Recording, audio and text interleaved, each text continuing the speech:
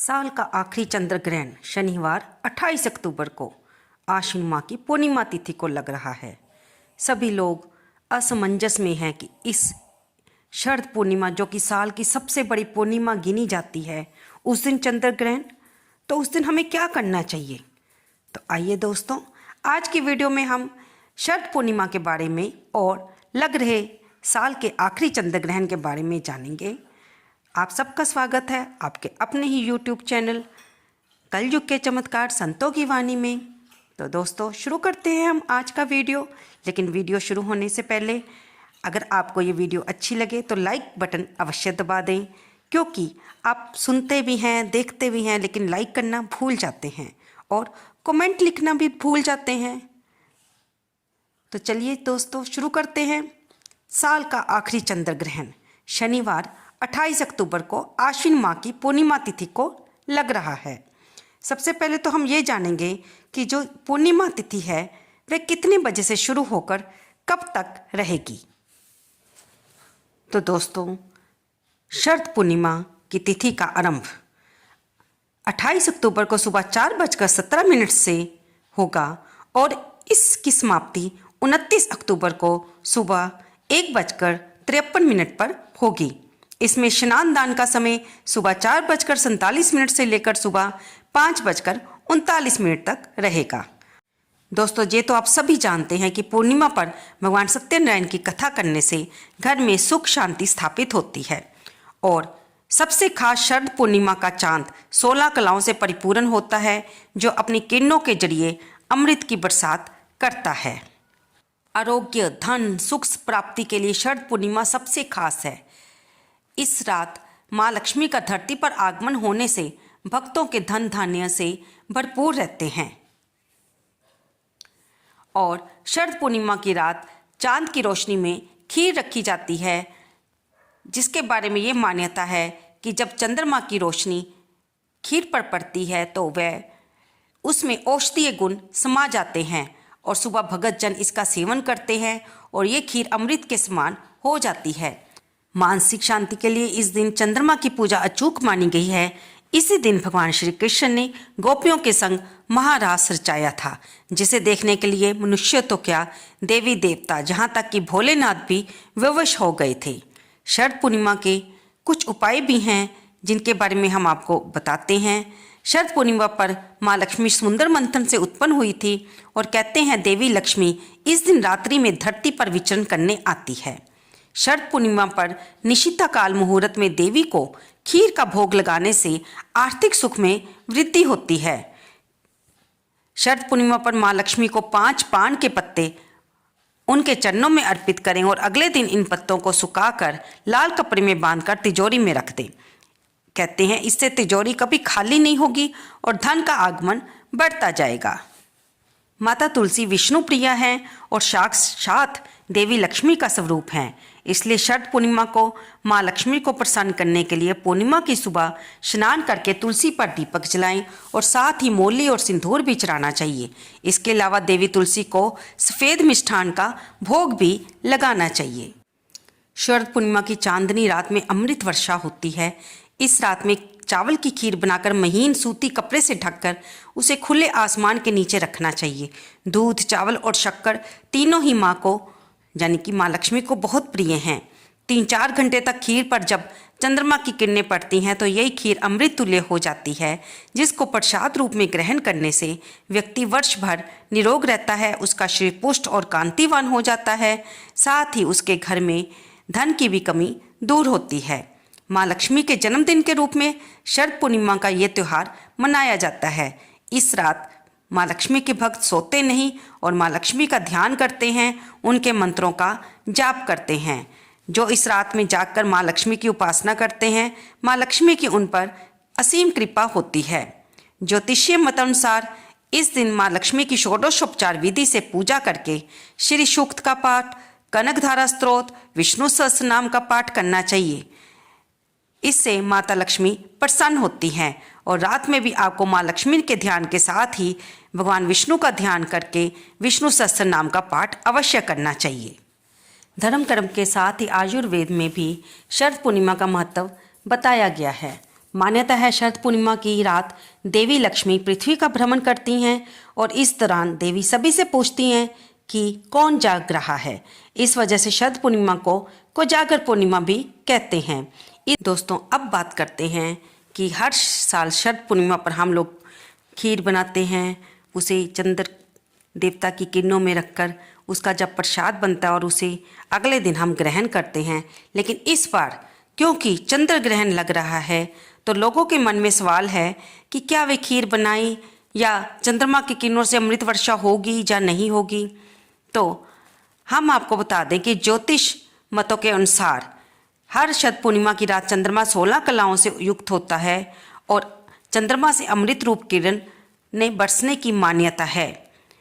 अब अगर खीर ग्रहण से पहले बनाई जाएगी तो वह सूतक व ग्रहण काल में दूषित हो जाएगी। ऐसे में ग्रहण समाप्त होने के बाद खीर बनाकर उसे चंद्रमा की रोशनी में रखना उचित होगा।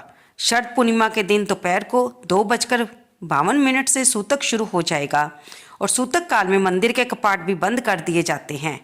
ऐसे में शरद पूर्णिमा पर लक्ष्मी पूजन, चंद्र पूजन आदि रात बाद यानी कि जब ग्रहण समाप्त हो जाएगा तभी करना उचित होगा।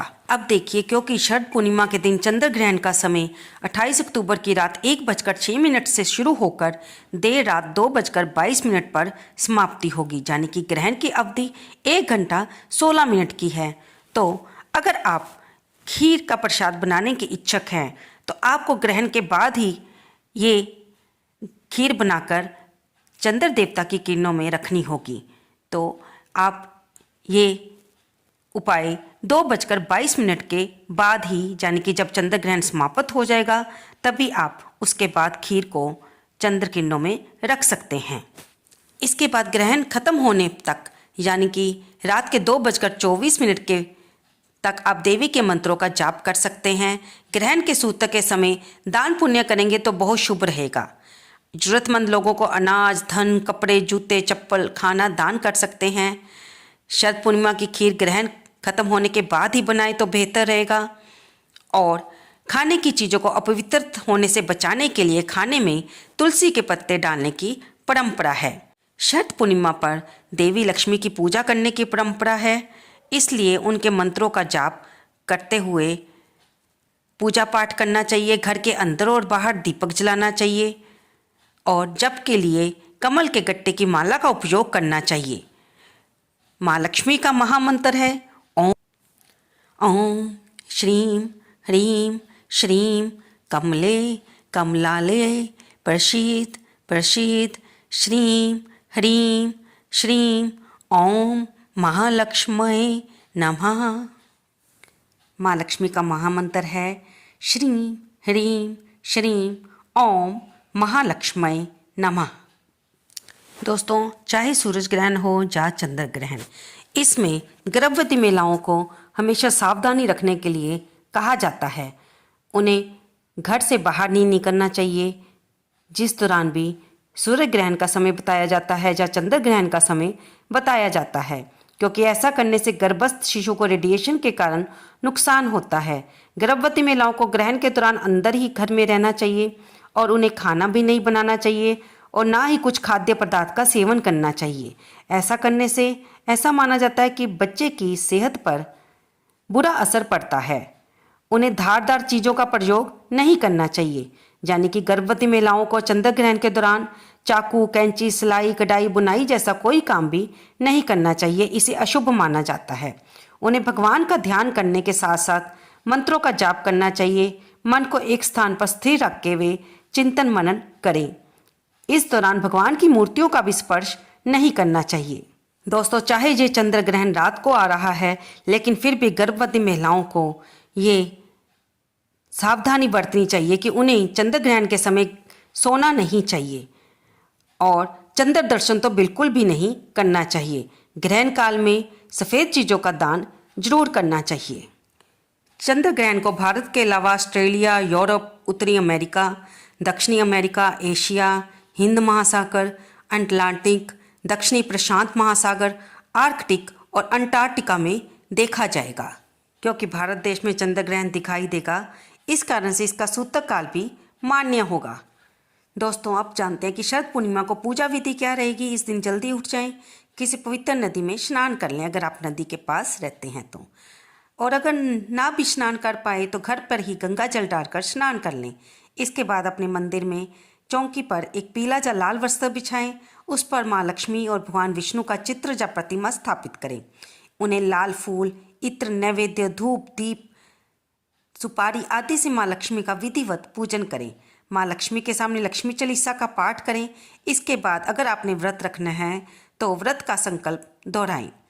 साथ ही रात के समय छोटे बर्तनों में खीर रखकर उसे चंद्रमा की रोशनी में किसी सूती कपड़े से ढककर, महीन कपड़ा हो उससे ढककर रख दें।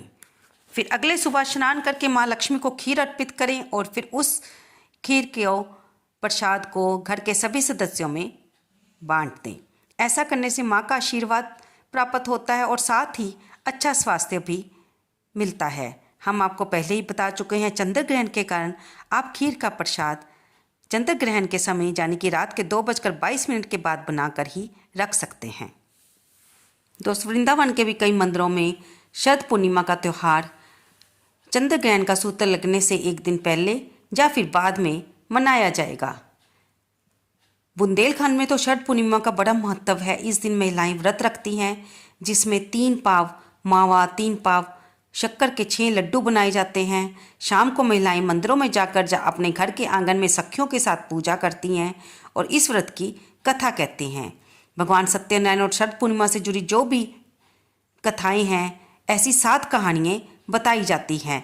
इसके बाद उन लड्डुओं में एक सखी को, एक बाल गोपाल को, एक तुलसी दल को, एक ठाकुर दीवाल को, एक सभी सखियों का आपस में वितरण किया जाता है। आइए दोस्तों, अब जानते हैं शरद पूर्णिमा व्रत कथा। बहुत प्रचलित कथा है। एक साहूकार की 2 सुंदर सुशील कन्याएं थीं, परंतु एक धार्मिक रीति रिवाजों में बहुत आगे थी और एक का इन सब में मन नहीं लगता था। बड़ी बहन सभी रीति रिवाज मन लगाकर करती थी, पर छोटी आनाकानी करती थी। दोनों का विवाह हुआ। दोनों ही बहनें शरद पूर्णिमा का व्रत करती थी, लेकिन छोटी के सभी धार्मिक कार्य अधूरे ही होते थे। इसी कारण उसकी संतान जन्म लेने के कुछ दिन बाद मर जाती थी। दुखी होकर उसने एक महात्मा से इसका कारण पूछा। महात्मा ने उसे बताया कि तुम्हारा मन पूजा पाठ में नहीं है, इसलिए तुम्हारे साथ ऐसा होता है। तुम भी अपनी बड़ी बहन की तरह शरद पूर्णिमा का व्रत पूरी श्रद्धा विश्वास से करो। महात्मा की बात सुनकर उसने ऐसा ही किया, परंतु फिर भी उसका पुत्र जीवित नहीं बचा। उसने अपनी मरी हुई संतान को एक चौकी पर लिटा दिया और अपनी बहन को घर पर बुलाया और अनदेखा कर बहन को उस चौकी पर ही बैठने को कहा। जैसे ही बहन उस पर बैठने लगी, उसके स्पर्श से बच्चा रोने लगा। बड़ी बहन एकदम से चौंक गई और उसने कहा कि अरे तू मुझे कहाँ बैठा रही थी, जहाँ तो तेरा लाल है, अभी मर ही जाता। तब छोटी बहन ने कहा कि दीदी, मेरा पुत्र तो मर गया था, पर तुम्हारे पुण्यों के कारण तुम्हारे स्पर्श मात्र से ही उसके प्राण वापस आ गए हैं। ऐसा सुनने पर और लोगों को जब ऐसा पता चला तो सभी गांव वासियों ने और सुहागिन औरतों ने उस दिन से शरद पूर्णिमा का व्रत करना प्रारंभ कर दिया। जैसे माँ लक्ष्मी ने अपना व्रत करने से उसको आशीर्वाद दिया और उसके पुत्र को जीवित कर दिया, उसी प्रकार माँ लक्ष्मी की कृपा सब पर बनी रहे और सबके घर में औलाद, सुख, शांति और समृद्धि को और लंबी आयु को प्राप्त हो, ऐसी हमारी कामना है। माँ की लक्ष्मी की पूजा करके अगर आपने व्रत रखा है, उनकी व्रत कथा सुने और माँ लक्ष्मी के आगे घी का दीपक जलाएं। आप जो भी भोग बनाना चाहते हैं उसे माँ को चंद्र ग्रहण के सूतक काल खत्म होने पर भोग लगाएं और फिर उसे प्रसाद के रूप में अपने घर में वितरण करें। माँ लक्ष्मी की आरती करें और माँ से अपनी मनोकामना पूरी करने के लिए प्रार्थना करें। आइए मिलकर करते हैं माँ लक्ष्मी जी की आरती। ओम जय लक्ष्मी माता, मैया जय लक्ष्मी माता, तुमको निश दिन सेवत, मैया जी को निश दिन सेवत, हर विष्णु विधाता। ओम जय लक्ष्मी माता, उमा रमा ब्रह्माणी तुम ही जग माता, मैया तुम ही जग माता। सूरज चंद्रमा ध्यावत, सूरज चंद्रमा ध्यावत, नारद ऋषि गाता, ओम जय लक्ष्मी माता। दुर्गा रूप निरंजन, सुख संपत्ति दाता, मैया सुख संपत्ति दाता। जो कोई तुमको ध्यावत, जो कोई तुमको ध्यावत, रिद्धि सिद्धि धन पाता, ओम जय लक्ष्मी माता। तुम पाताल निवासन, तुम ही शुभ दाता, मैया तुम ही शुभ दाता। कर्म प्रभाव प्रकाशनी, कर्म प्रभाव प्रकाशनी, भवनिधि की त्राता, ओम जय लक्ष्मी माता। जिस घर में तुम रहती, ताहाँ सद्गुणी आता, मैया ताहाँ सद्गुणी आता। सब संभव हो जाता, सब संभव हो जाता, मन नहीं घबराता, ओम जय लक्ष्मी माता। तुम बिन यज्ञ न होते, वस्त्र न कोई पाता, मैया वस्त्र न कोई पाता। खान पान का वैभव, खान पान का वैभव, सब तुमसे आता, ओम जय लक्ष्मी माता। शुभ गुण मंदिर सुंदर, शिरोनिधि जाता, मैया शिरोनिधि जाता। रतन चतुर्दिश तुम बिन, रतन चतुर्शिन तुम बिन, कोई नहीं पाता, ओम जय लक्ष्मी माता। महालक्ष्मी जी की आरती जो कोई नर गाता, मैया जो तेरे दर आता, ओरे आनंद समाता, ओरे आनंद समाता, पाप उतर जाता, ओम जय लक्ष्मी माता, ओम जय लक्ष्मी माता, मैया जय लक्ष्मी माता। तुमको निस दिन सेवत, मैया जी को निस दिन सेवत, हर विष्णु विधाता, ओम जय लक्ष्मी माता। तो दोस्तों ये सारी जानकारी थी 28 अक्टूबर को आने वाली पूर्णिमा को, जागर पूर्णिमा के बारे में, हमें इस दिन कैसे पूजा करनी है, चंद्र ग्रहण के बारे में हमें कैसे जानकारी मिली, और हमें कैसे खीर का प्रसाद किस समय बनाकर रखना है, कौन सी गर्भवती महिलाओं को सावधानियाँ बरतनी हैं, हम कौन से उपाय करके अपनी माँ लक्ष्मी को खुश करके अपने घर की आर्थिक स्थितियों को सुधार सकते हैं। ये सारी जानकारी आज हम अपनी इस वीडियो में आपके सामने लाए हैं। हमें पूरी आशा है कि आपको ये जानकारी अच्छी लगी होगी, तो कृपया हमारी इतनी मेहनत पर एक लाइक तो बनता ही है। अगर आप हमारे चैनल पर नए हैं तो इसे सब्सक्राइब अवश्य कर लें, और कमेंट बॉक्स में जय माँ लक्ष्मी लिखना तो बिल्कुल ना भूलें। धन्यवाद दोस्तों।